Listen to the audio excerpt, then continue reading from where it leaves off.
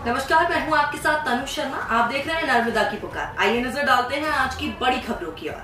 शाजापुर जिले में जल्दी आने वाले सोयाबीन फसलों की कटाई का कार्य गत एक पखवाड़े से तेजी से चल रहा था।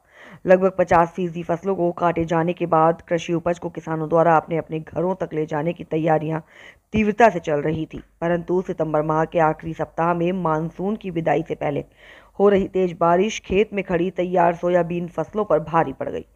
जिले में गत दिनों लगातार हो रही बारिश के कारण किसानों की कटी हुई फसलें जलमग्न हो गई, वहीं खड़ी फसलें भी अंकुरित हो चुकी हैं।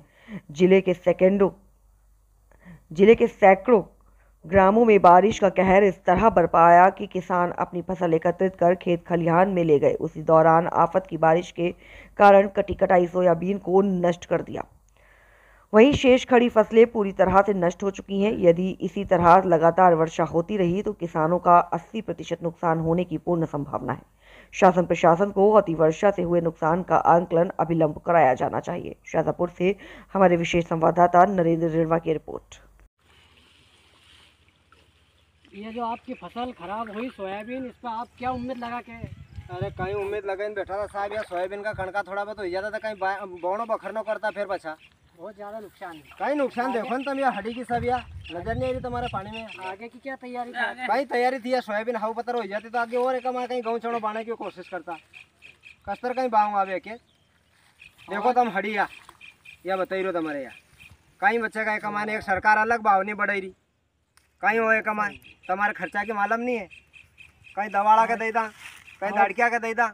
आज लगातार 4 से 5 दिन से बेमौसम हो रही बारिश के कारण शाजापुर तहसील के अंतर्गत गांव सेतखेड़ी में किसानों की फसल में काफ़ी नुकसान हो चुका है।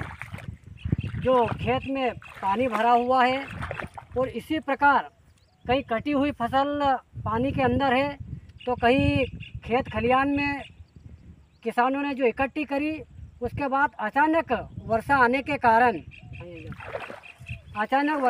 कारण वो भी ढेर को ढांक नहीं पाए, इसलिए ऊपर से नीचे तक उसमें पानी अंदर जाने के कारण उसमें से धुआं निकल रहा है। इसी प्रकार कहीं फसल खड़ी है तो कहीं पानी में डूबी हुई है।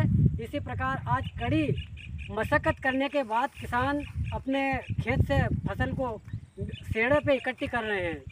इसी प्रकार शाजापुर तहसील के अनेकों गांवों में ये ऐसी ही कंडीशन लगातार बेमौसम बारिश के कारण किसानों की फसलें खराब हो रही है। और इसी के दौरान भारतीय किसान संघ के तत्वाधान में कल 30 तारीख को काला पीपल तहसील, अवंतीपुर बड़ौदिया, गुलाना तहसील केंद्रों पर ज्ञापन दिया जाएगा।